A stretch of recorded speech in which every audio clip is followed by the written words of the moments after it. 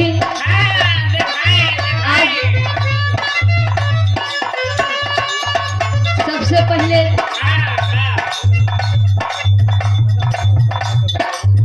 आज परम आदरणीय हमारे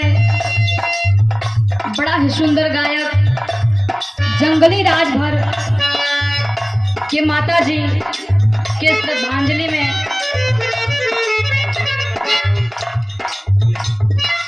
आज उनकी माता इस दुनिया में नहीं है और यहाँ पे जितने भी तमाम भैया लोग चाचा लोग उधर दीदी लोग माता जी बैठल बानी हम खुशी यादव डहरा खुर्द सैदपुर की धरती से ये मंच के माध्यम से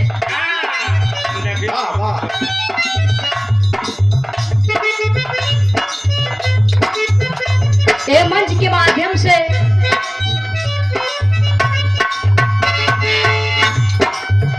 गोड़ छुके गोड़ लगत बानी अगर आशीर्वाद देवे के बाद एक बार जोरदार ताली बजा के आशीर्वाद दे देंगे क्या बात है से हाथ निकालो और देखी परम आदरणीय हमारे आरधी रिकॉर्डिंग स्टूडियो भीमपुरा नंबर 1 बागी बलिया के मालिक परम आदरणीय हमारे सोनू भैया उन्हीं के माध्यम से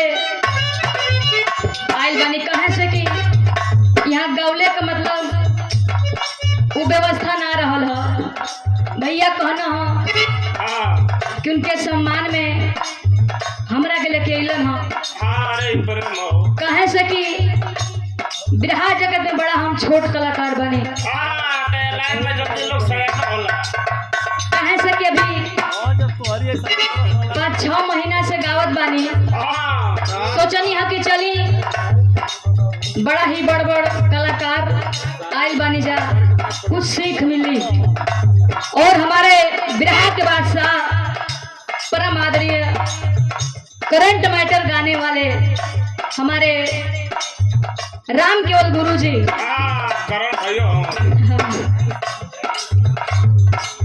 आयल बानी और परम आदरणीय हमारे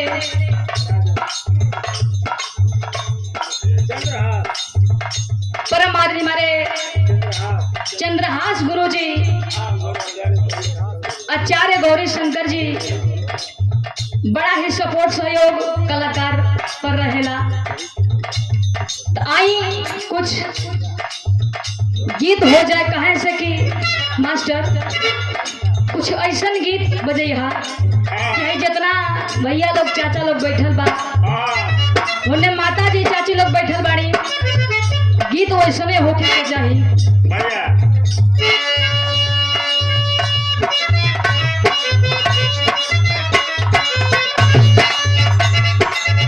देखी बड़ा ही सुंदर हमारे हारमोनियम मास्टर गीत बजा रहे आजकल ये गीत बड़ा ट्रेंडिंग में चला था देखी एगो मेहरारू को नवे शादी भइल बा हाँ अपना नैहर अपना ससुराल से जब नैहर गईली कुछ लोग उनकर सहेली सखिया सलेहर उनकरा से पूछा तारी कि का हो सखी ससुराल में गईलू हो कैसे बीतल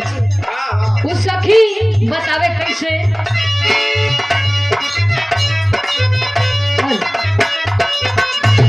वो सखी कहे कि हम तो पार गई हो सुनर पार गई हो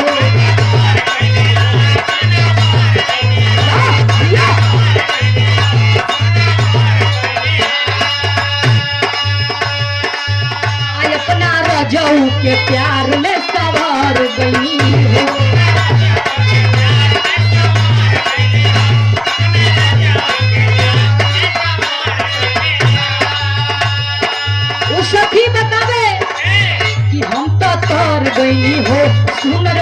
पार पैनी हो,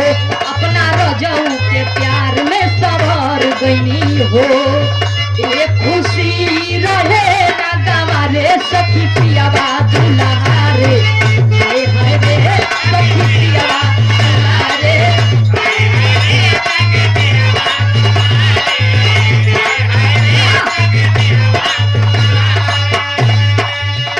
हम तो तर गई हो सुनर पार पैनी हो।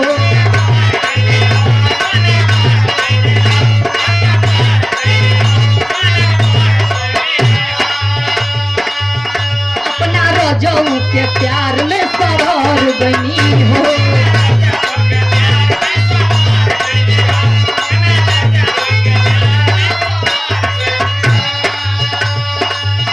ये खुशी रहे ना गवारे सखी पियावा दुल्हा रे, हाय हाय रे सखी पियावा दुल्हा रे।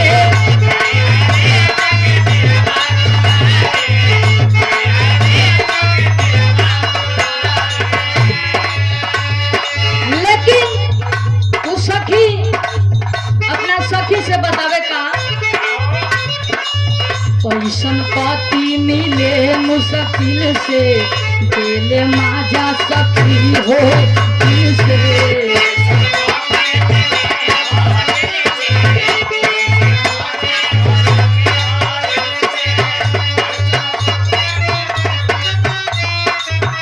वो सखी कहे पैसन पति मिले मुश्किल से, दिल माजा सखी हो दिल से।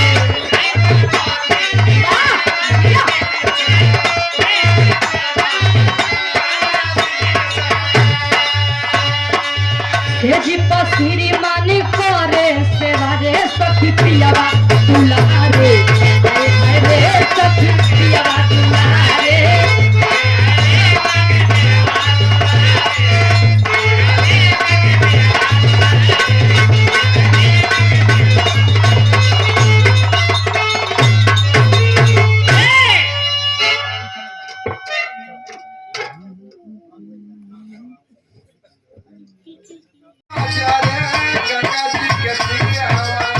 कबीर दास की उल्टी बानी, बरसे कंबल भीजे पानी।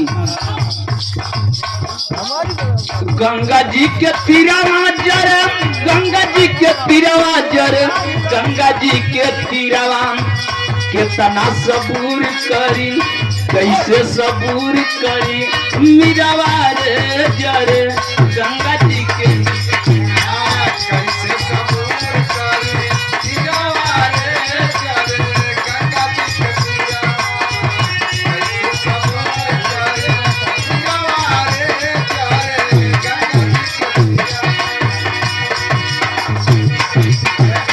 चूंकि हमारा घर है, हमारा परिवार है, तो समय भी लेना नहीं चाहूंगा